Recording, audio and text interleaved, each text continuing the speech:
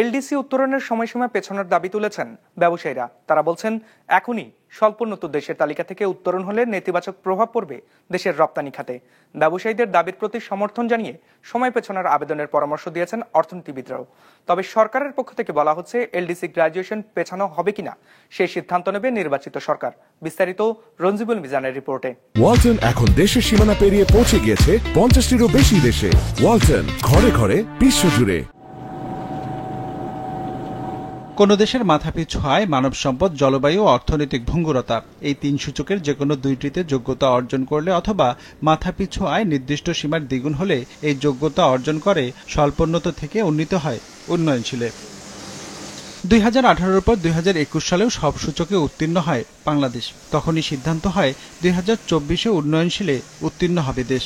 সেই সময় 2 বছর পেছানো হয় করোনার কারণে। ফলে 2026 সালে স্বল্পোন্নত দেশের তালিকা থেকে বেরিয়ে উন্নয়নশীল দেশের তালিকায় নাম লেখাবে বাংলাদেশ। সেই সাথে হারাবে এলডিসিভুক্ত দেশ হিসেবে পাওয়া বেশ কিছু বাণিজ্য সুবিধা।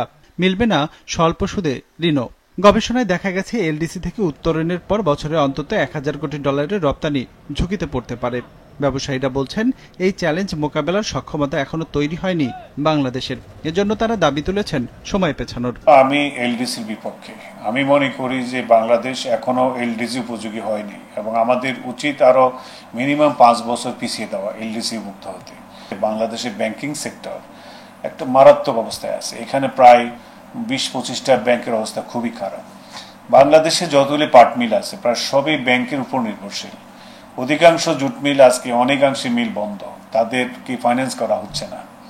প্লাস আমরা সুদের হার অনেক বেশি। অর্থনীতিবিদরা বলছেন, 8 বছর সময় পাবার পরও প্রস্তুত নয় দেশ। এই কারণ দেখিয়ে সময় পেছানো যাবে না। এরপরে ব্যবসায়ীদের দাবির মুখে সময় পেছানোর আবেদন করা যেতে পারে। এজন্য অবশ্যই থাকতে হবে যৌক্তিক কারণ। যদিও আবেদনের পর জাতিসংঘের সাধারণ অধিবেশনে তা কতটুকু মূল্যায়ন হবে সে বিষয়েও প্রশ্ন আছে। বাংলাদেশের অর্থনৈতিক এবং প্রাকৃতিক যে ঝুঁকিপূর্ণতার যে সূচক, এটাই কিন্তু খুব একটা ভালো অবস্থানে নাই এবং এই অবস্থায় যদি এলডিসি গ্রাজুয়েশন হয়, এটাকে আরও কিন্তু নাজুক করবে। সঠিক ডেটা ব্যবহার করে অ্যানালিসিস করে এটা ইউএনের কাছে উত্থাপন করা উচিত। যদিও সম্ভাবনা কম, কিন্তু যেহেতু আমাদের একটা সমূহ ঝুঁকিপূর্ণ অবস্থার মধ্যে পড়তে হবে, সেই কথাটা মাথায় রেখে মনে হয় এটা ব্যবসায়ীদের সাথে সমন্বয় করে সরকারের উচিত ইউএনএতে গিয়ে এটাকে উত্থাপন করা। ব্যবসায়ীদের দাবি বিবেচনায় এলডিসি উত্তরণ পেছাতে সরকার চেষ্টা করবে বলে আশ্বাস দিয়েছেন বাণিজ্য সচিব।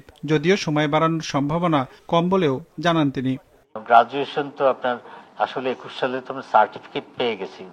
আমরা কিন্তু আসলে সুবিধা এনহ্যান্স করতে চাচ্ছি।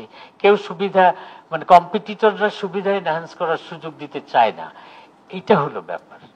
সেই জন্য ওখানে খুব বেশি আশাবাদী হওয়ার নিরাশ হওয়ার আমরা চেষ্টা করে যাচ্ছি। ব্যবসায়ীদের হিসেবে বাংলাদেশ স্বল্পোন্নত দেশ থেকে উন্নয়নশীল দেশে পরিণত হলে তৈরি পোশাক, ঔষধ, কৃষি সহ রপ্তানিমুখী খাতের জন্য 10-12% বেশি অতিরিক্ত শুল্ক গুনতে হবে। রঞ্জিবুল মিজান, বিজনেস রিপোর্ট, মাছরাঙ্গা টেলিভিশন।